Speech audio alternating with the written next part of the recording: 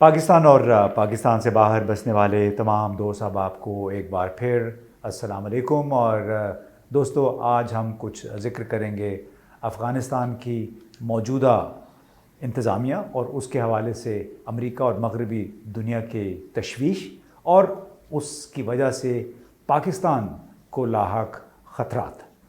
दोहा में अमरीकी मिशन की नायब सरबराह हैं कैरन डेका।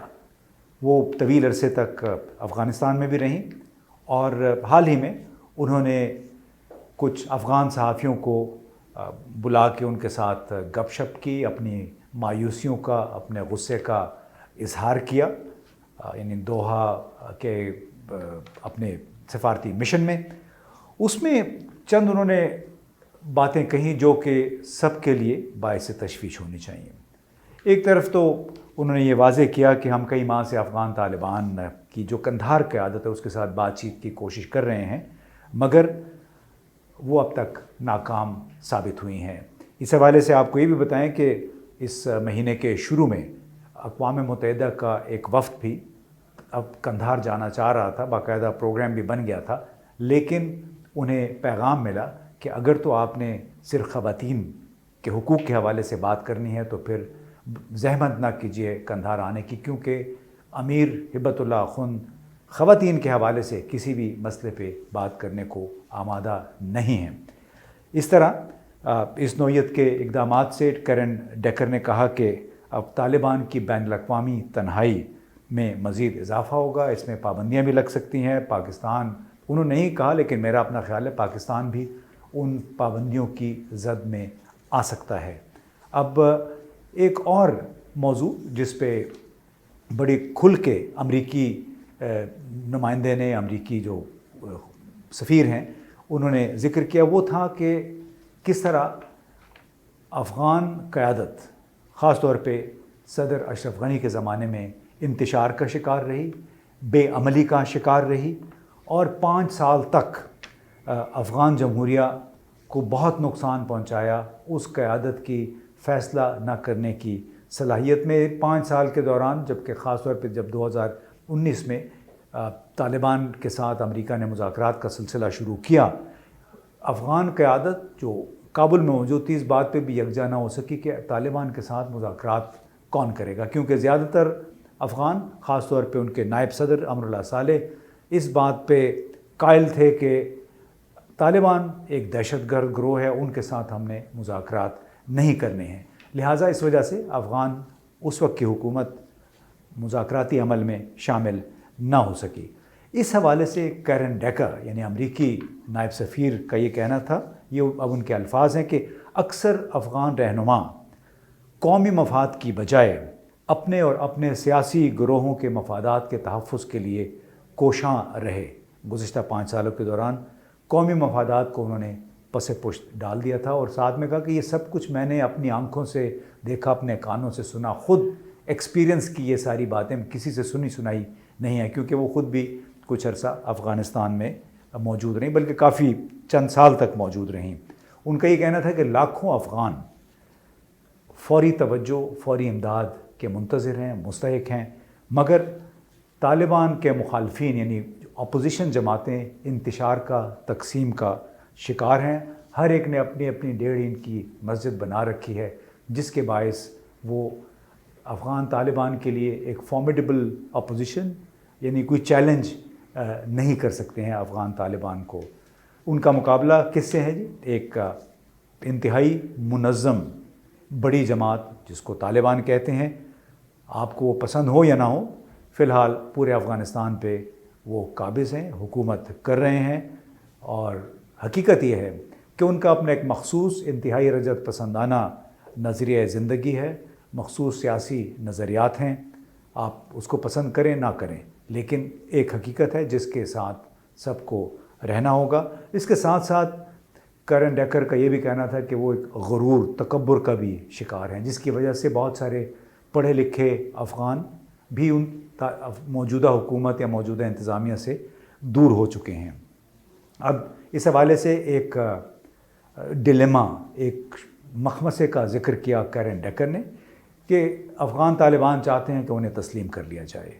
وہ یہ چاہتے ہیں کہ ان کے فنڈز غیر منجمد کر دیے یعنی ریلیز کر دیے جائیں جو پھنسے ہوئے ہیں امریکہ میں.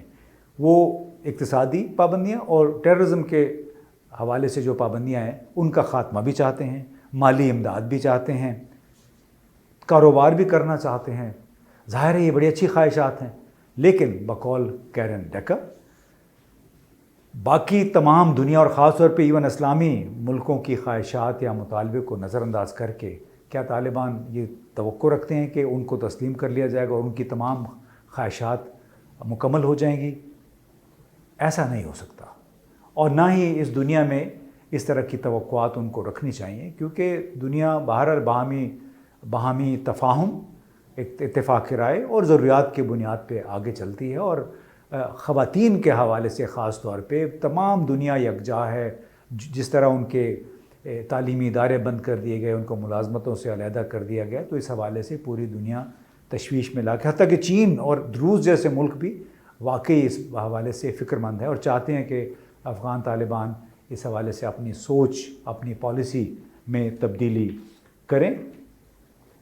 اب افغان اپوزیشن کے حوالے سے کیرن ڈیکر کا یہ کہنا تھا کہ یہ تمام گروہ دوبارہ تشدد کے راستے پہ جانا چاہتے ہیں. ان کی خواہش ہے کہ بیرون ممالک ان کی مدد کریں تاکہ یہ طالبان کے خلاف ایک نیا محاذ کھول سکیں. مگر امریکی سفیر نے کہا کہ ایک بات بڑی واضح ہے، ہم سے طالبان کے خلاف جنگ کے لیے امداد کی توقع نہ رکھیں. افغان عوام حالت جنگ سے بیزار ہیں، کوئی افغان جنگ نہیں چاہتا ہے. افغان معیشت سسک رہی ہے. سب سے بڑھ کے افغانستان سے باہر موجود تمام سیاسی گروہ تقسیم اور عدم اتفاق کا شکار ہیں. اگر آپس میں لڑنے اور اعلیٰ ترین عہدوں کی خواہش کی بجائے یہ تمام گروہ کوئی مشترکہ لائے عمل اختیار کر لیں تو پھر شاید بین الاقوامی برادری ان کی کس طریقے سے سیاسی سفارتی امداد کر لے. مگر اس کے بغیر تمام اپوزیشن گروہوں کو بین الاقوامی امداد کا ملنا تقریباً ناممکن ہے. یہ پیغام تھا جو کیرن ڈیکر نے یعنی امریکی نمائندے نے دیا. ظاہر ہے ان کی خواہش تھی کہ یہ پیغام باہر بھی جائے. اب جناب یہ تمام صورتحال انتہائی تشویشناک پاکستان کے لیے بھی ہے. پاکستان میں پہلے ہی کئی لاکھ افغان طالبان کی حکومت سے بھاگ کے یہاں موجود ہیں. کئی لاکھ بغیر ویزوں کے رہ رہے ہیں اور اس کے ذریعے پاکستان کے اندر کرپشن میں بھی اضافہ ہو رہا ہے، کیونکہ آپ کو معلوم ہے کہ وزارت داخلہ کے لوگ پیسے ویسے لے کے ان کو نظر انداز کر دیتے ہیں. ان کو پتہ بھی ہوتا ہے کہ کون کہاں رہ رہا ہے، لیکن ان کی جناب چاندی ہوئی ہے.